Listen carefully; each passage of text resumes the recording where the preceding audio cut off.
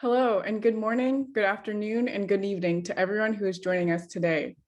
My name is Mia, and I'm a planning member of the China Gulf Forum. It is my great pleasure to welcome you to the third and final interview of the China Gulf Forum 2021. We are extremely grateful to all the amazing speakers who have joined us so far. This interview will last approximately half an hour with a Q&A session at the end. Please send your questions anonymously to the Q&A box, and our moderator will go over them after the interview portion. The topic for this interview is Chinese policies and aspirations in the Middle East. Our interviewer is Ms. Diana Zhu. Diana graduated from NYU Abu Dhabi in 2020 and founded the China Gulf Forum in 2019. She is currently a political science PhD student at Massachusetts Institute of Technology. Our guest speaker today is Dr. James Dorsey. Dr. Dorsey is an award-winning journalist and a senior fellow at both the Nanyang Technological University's S. Rajaratnum School of International Studies in Singapore and the National University of Singapore's Middle East Institute. He is one of the pioneers of the exploration of the political, social, and economic aspects of Middle Eastern and North African soccer. He has been published in many scholarly journals. He writes a syndicated column, and he is the author of the acclaimed blog, The Turbulent World of Middle East Soccer. He is also a frequent speaker at international conferences. A 2013 finalist for the European Press Award and a two-time Pulitzer Prize nominee, Dr. Dorsey started covering the Middle East as a foreign correspondent in the 1970s.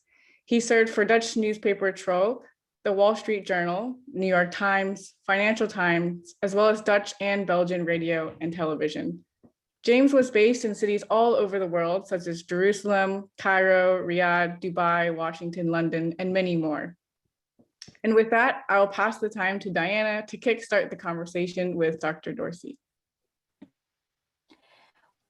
Hi, welcome everyone, and thank you, Dr. Dorsey, for agreeing to share your thoughts on the policy and aspiration of China in the Middle East with me. And thank you for the organizer for putting this forum together and inviting us to speak.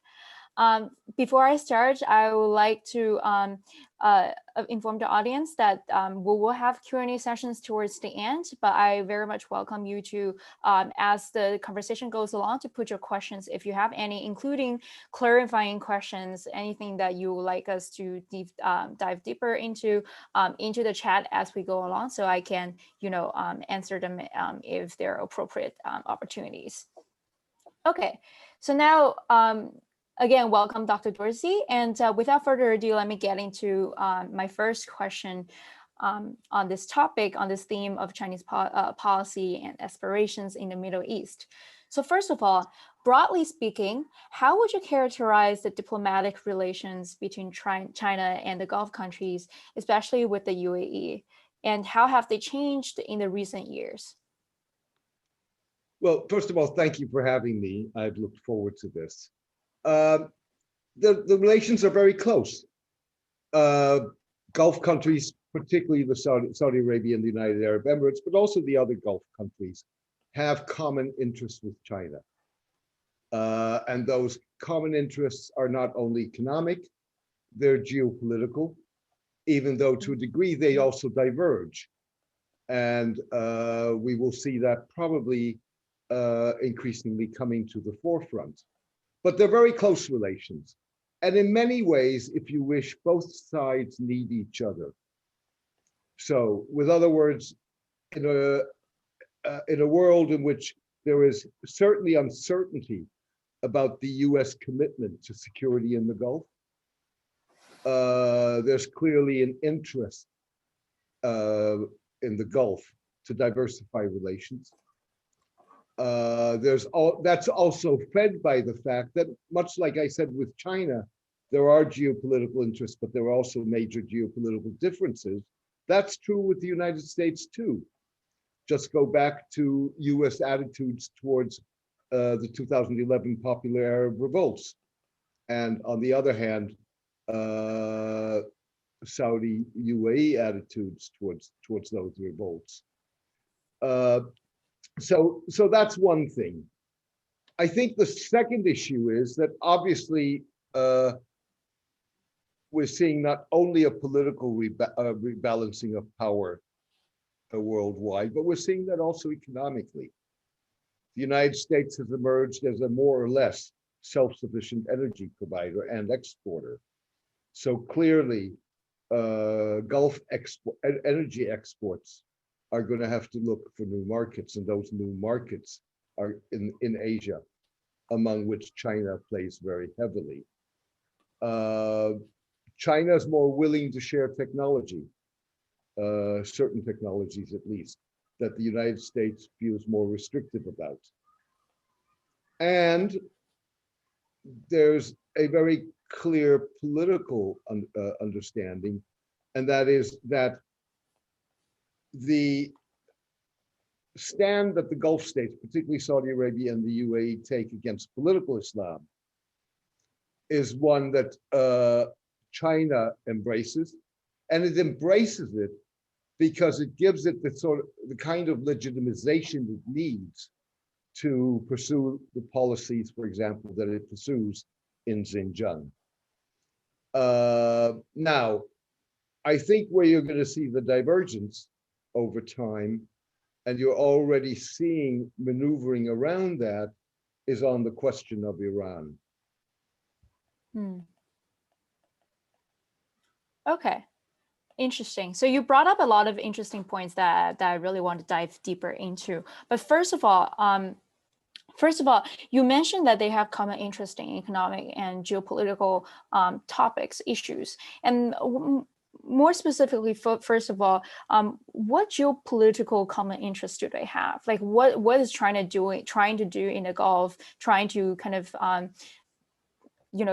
play in the game with the Gulf in terms of geopolitical and security related issues? Well, China, much like other countries, has an interest in ensuring stability in the Gulf. It wants to ensure the security of a free flow of shipping and navigation. It wants security for its nationals in the region, for its increasing investments in the region. And for that, you need a degree of regional stability. And obviously, Gulf states have a very similar interest. What I mentioned before, the Gulf states and China, for very different reasons, but nonetheless mutually reinforcing, have an interest in countering political Islam. Now, where these interests diverge is on the question of Iran. And in effect, if you look at what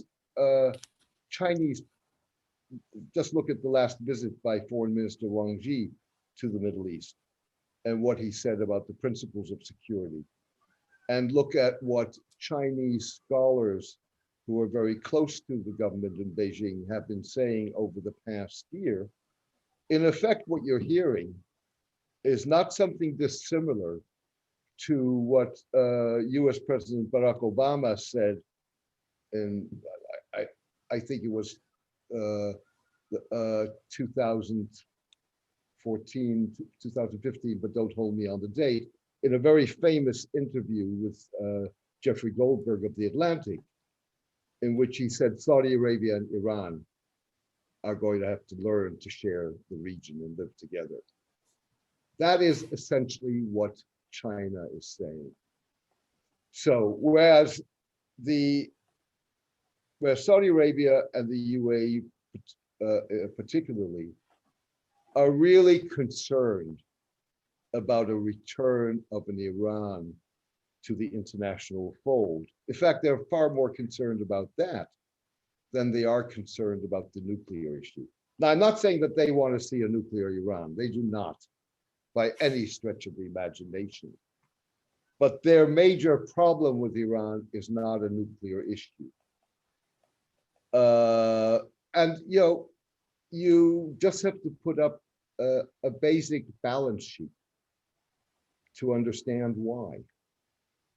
So if you look at the balance sheet, you have at the moment the UAE, a country of 10 million people, roughly 2 million citizens, very wealthy, although you may see some of that wealth diminish as energy markets change and we move away from fossil fuels into renewables.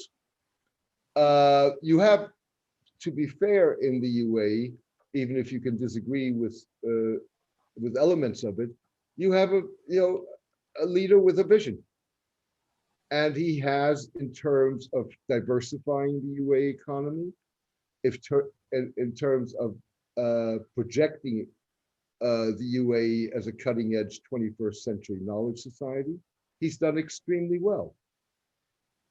But he's got 2 million people, and that's it. And he does not have, one reason why the UAE wants a relationship with Israel is technology, because they don't have that kind of technology base. Take Saudi Arabia, country of what, roughly 30 million? Somewhat more than half are citizens, an economy that is still primarily dependent on fossil fuels. And sure, it will be able to diversify.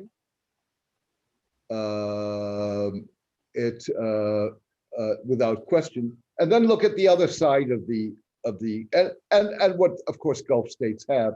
They have a certain geography. So, with other words, they border very important shipping routes. They are on the other side of the Horn of Africa, the security of which is very important to freedom of navigation. But then take the balance sheet on the Iranian side. And imagine what you have once sanctions are lifted and Iran returns to the international fold. You have one of the most populous countries in the Middle East, 83 million people. You have a huge domestic market. You have a highly educated population that's technology savvy and technology wise. You have a battle-hardened military in ways that Saudi Arabia, after 6 years in Yemen, certainly is not. And the UAE has been, again, much more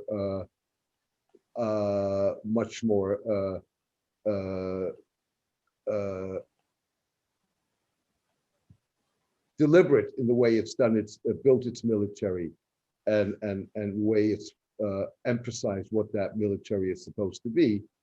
But nonetheless, you have a battle-hardened military that for the last 40 years has been at war for all practical purposes. You have a deep sense of identity.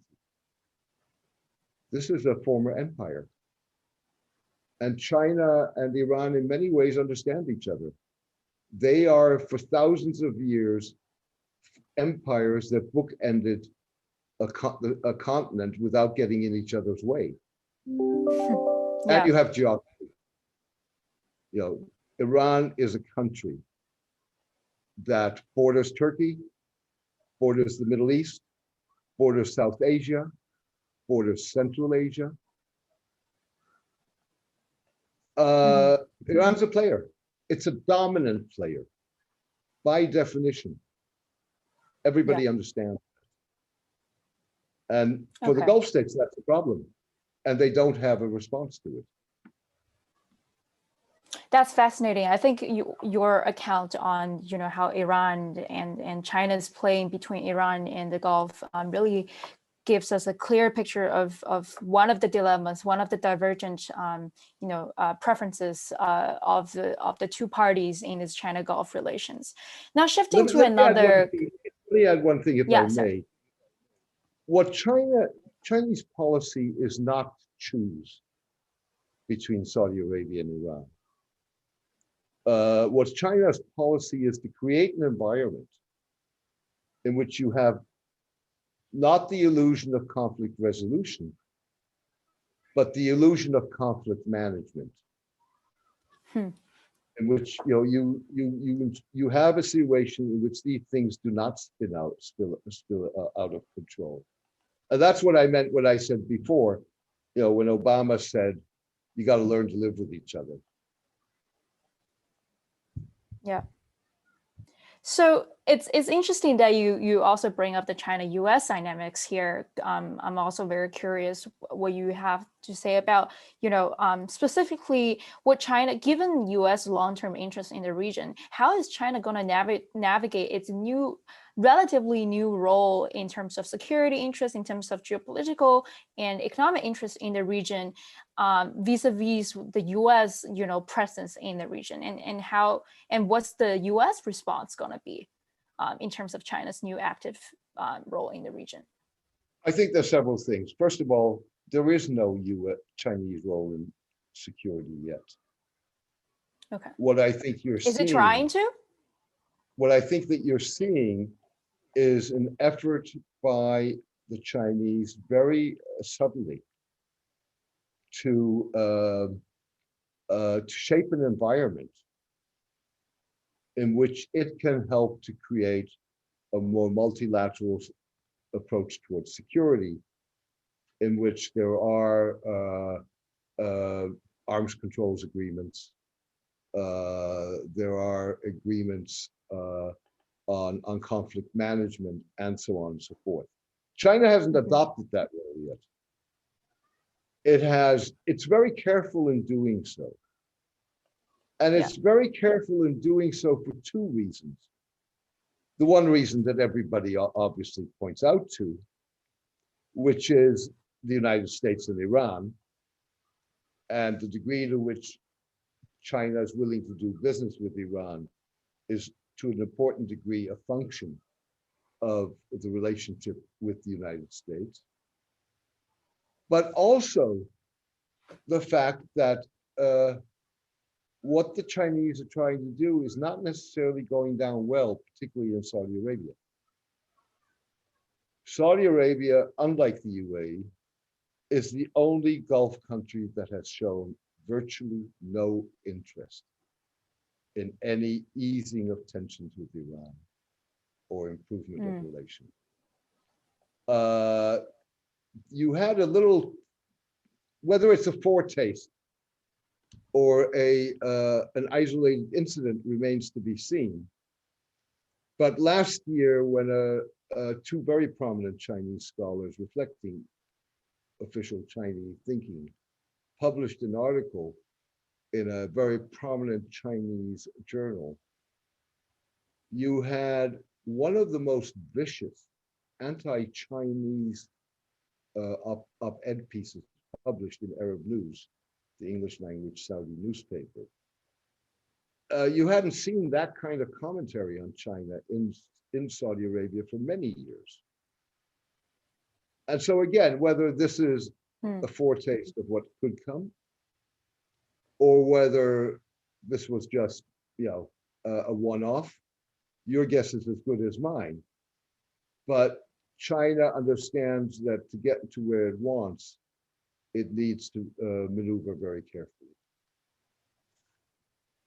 Interesting. And right, echoing what you just said, there is a question from the audience asking, hi, Mr. Dorsey, you have talked about China's intention and plans in the Middle East, but how does the government and the people of Iran perceive China?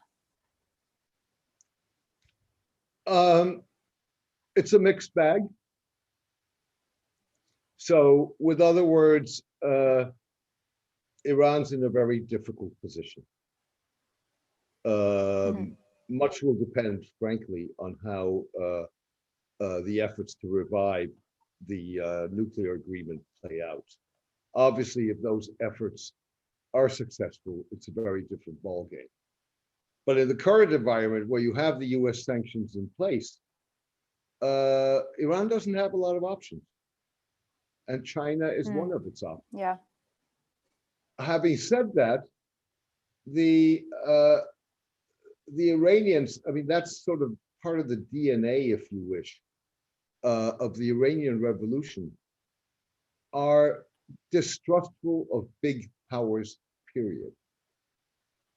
So if you go back to the 1979 revolution, where you had the great Satan with the United States, you had the little Satan was the United Kingdom. Lurking in the background was even a smaller Satan, and that was Russia. and you would hear Iranian leaders say neither east nor west. I don't think that that has fundamentally changed. On top of that, the last round of sanctions, so with other words, the round of sanctions that in principle were ended in 2015 with the International Nuclear Agreement, the experience with China was a very mixed bag. Iranians were very unhappy with the quality that was being delivered of goods. They felt that they were being taken advantage of by the Chinese, exploiting the situation to charge very high interest rates. You had contracts in the energy sector canceled. So it's not like Iran sees China as its savior. Yeah. Okay. Interesting. Great. Thank you. And so as a political science student, I'm naturally very interested in the question of like, country's regime type. And given, the dynamics that we're talking about here, the balance between US, China, and the Middle East and Middle Eastern countries, one question naturally arises is that compared to the US, would China and the Middle East, especially with countries like Saudi Arabia and the UAE, have an easier working relationship given their similarities in regime type? Well, clearly both the Chinese and certainly the Saudis and the Emiratis feel more comfortable working with autocrats who don't discuss human rights, who don't discuss liberalization. It's, as far as I'm concerned, that works as long as it works. I think if you look at the Middle East for the last decade has been a decade of revolt. And there is no question that the next decade will be a decade of revolt.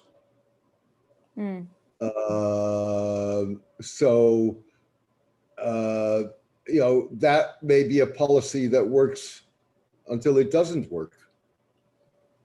And the shelf life of that policy, given economic downturn, given the pandemic, given a fundamental movement that's taking place across the Middle East, may be a shorter shelf life than people expect. Cool, interesting. Okay, so now going off the political topic, let's talk about BRI, the Belt and Road Initiative, a little bit. China has launched this massive, I don't even know how to describe it. It seems like it encompasses a lot of Chinese diplomatic initiatives under the umbrella of BRI. And so what do you think is this massive diplomatic initiative gonna play out in the Middle East? Is it gonna be more commercial and economic, or is it also gonna tie in more diplomatic and political initiatives? Well, first of all, the Belt and Road has sort of become a label. Anything and everything is dumped under the Belt and Road and is the Belt and Road. It's, it attracts everything.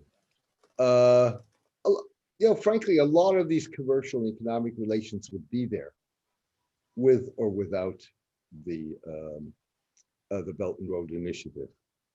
What I think you're going to see in the Middle East is that, and you're already seeing that to some degree, particularly if you stretch the Middle East into the Eastern Mediterranean, that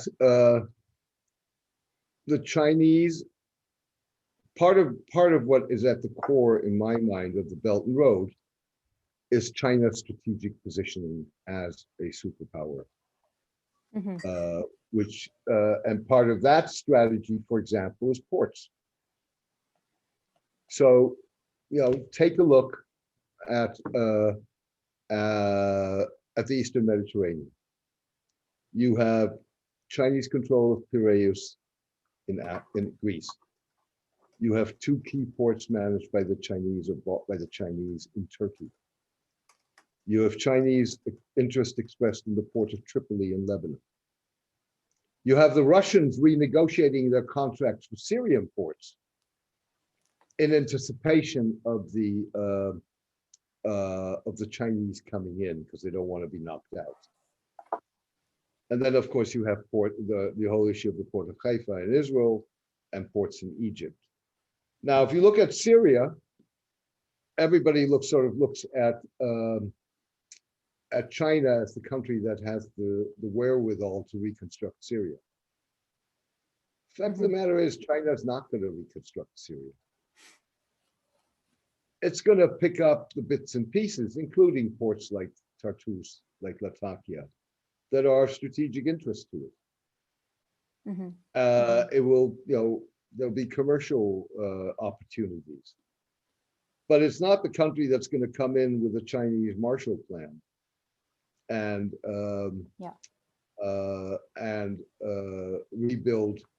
rebuild Syria. There's a little bit of an element, if you go back to the 1970s, when you had the 1973 Arab oil boycott and oil prices shot up. So every time a guy in a distasha with his head covered showed up somewhere, people's eyeballs would go rolling with dollar signs. Because these guys had money and they were spending it. There's a little bit of that with the Chinese. The Chinese are going to come in and they're going to solve your problem. They're not. Why should they? Because there's no strategic interest. They're going to assess opportunity. They're going to assess strategic importance, and they're going to make their decisions, which is what they should be doing. Okay, interesting. There's actually someone from the audience who asked similar questions. So I'm glad that you brought up the Syria point and touched upon it. Okay, so relatedly, kind of, part of BRI you mentioned is China's kind of advancing its strategic interest and trying to rebrand itself as this, or kind of increases international status and reputation. So, and one core element of China's kind of our image that it tries to project is the 5 peaceful coexistence principles and the non-interference principles. So regarding that, I wonder, do you foresee China's peaceful coexistence principles in diplomacy bring convincing, peaceful and cooperative development, either in the region or more broadly along the BRI and in the world in the future once China becomes a hegemon, if it isn't already? So do you see first of all, I think China has a non-interference policy in name only. Okay. Non-interference is what serves autocrats' purposes. It's exactly not the insistence on rule of law, abidance by international law, including human rights and whatsoever. Increasingly, just look at how China tries today to formulate narratives. China's narratives are not necessarily based on facts. China's narratives are based on what they want you to believe. And not only do they want you to believe that, they are going to go to extraordinary length to ensure that at least you will not voice an opposing opinion to that.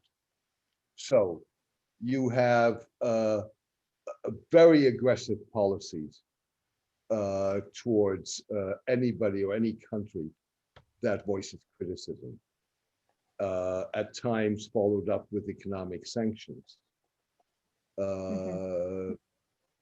That to me is interference.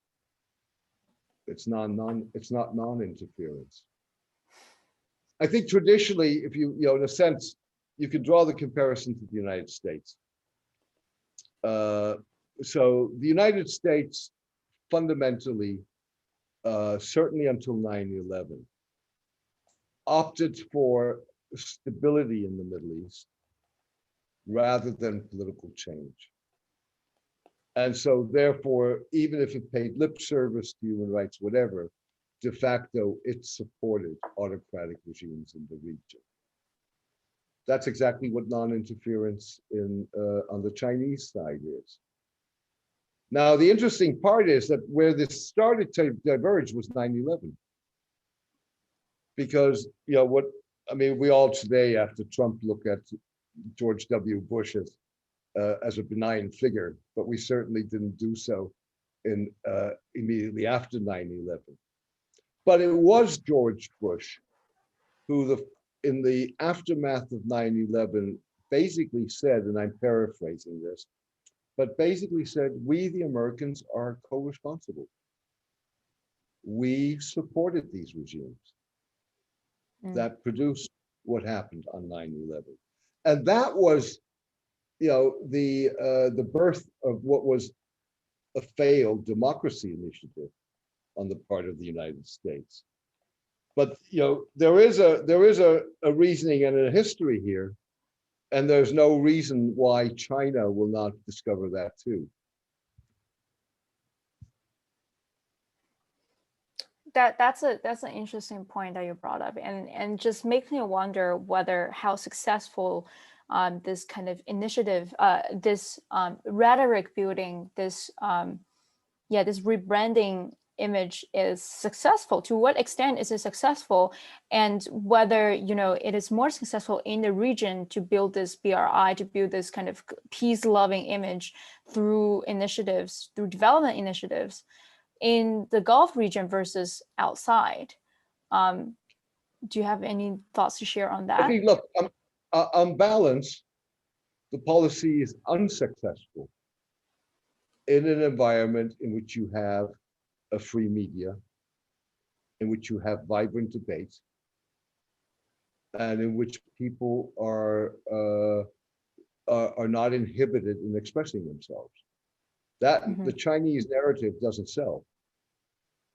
If you have an environment in which public opinion, the expression of opinions,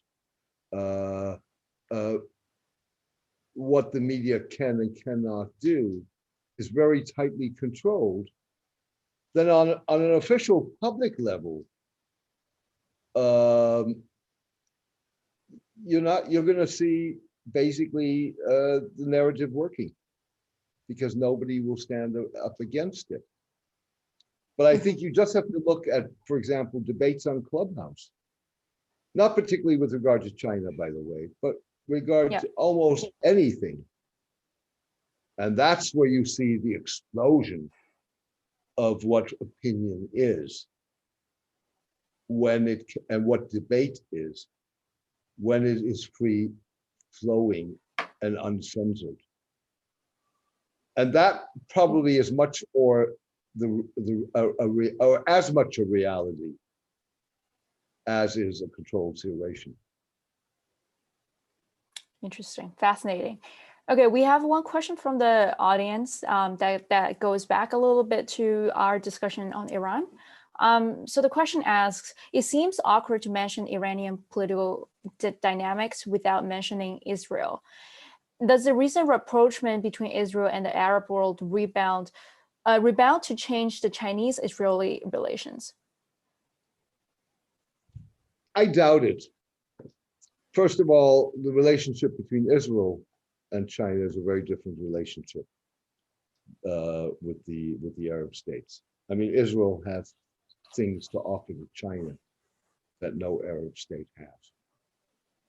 Whether, given the US-Israeli relationship, Israel can offer those things is a different question. But nonetheless, it's a very different relationship. The Israelis obviously do not want to see a return of Iran to the international fold, or let's put it this way, they want a return that is very curtailed and very controlled. It strengthens in a sense, the position of certain Gulf states, but it doesn't fundamentally change the equation. With other words, it doesn't change the equation that at the bottom line, the major powers, whether that's the United States, Russia, or China, agree that there has to be a structural approach towards security and stability in the Middle East, and that may or may not involve a multilateral approach. In fact, the Iranians agree with that to a degree, even if they would like to do it just regionally without the international players. But there's this fundamental agreement on the need for a structural approach. And I don't think that the Israeli UAE relationship that strengthens the resistance against Iran fundamentally changes that equation. Awesome. So we're approaching our time. So I'll just, one last question from the audience. I'll just shift gear to a more personal and light-noted topic. Since a majority of our audience here is students and youth who are, looking forward to join the broader world, what advice would you have and that you can kindly impart on the youth today who aspire to join journalism or industries related to international politics today? That's a tough question, really. Journalism's become, I would go back to journalism if I had to do it again without a question. But the days, in which I joined journalism and what journalism is today are two very different things. And I think one's be very aware of that on multiple different levels. Security, by the way, is one. Not that security didn't play a role in my career, but today journalists are more vulnerable than they have been in a very long period of time. I think what I would fundamentally say, whatever it is that you're going to do, whether it's journalism, whether it's a think tank, whether it's government, whether it's an international organization, keep your critical faculties. Make your own clear, independent assessment. So for example, what I did at the beginning of this Q&A with the balance sheet between the Gulf and the Middle East and Iran, it's a very simple equation. Anybody in this chat room can do it. It's simply putting together a ledger, and that allows you to deal or creates for you a framework that is very fact-based, whatever conclusion you may draw from it, to deal with what is a cacophony of opinions. And to sort of, because you've got to be able to sort or separate the wheat from the chaff. And what I see in a lot of the discussion on multiple issues is there's far too little of that. Great. Thank you very much. You have shared wonderful knowledge, and I'm sure the audience and like me have learned a lot from today's discussion. Again, I would like the audience also to join me in thanking Dr. Dorsey for coming here today and sharing his knowledge with us. And thank you again for the organizers for putting together such a wonderful platform.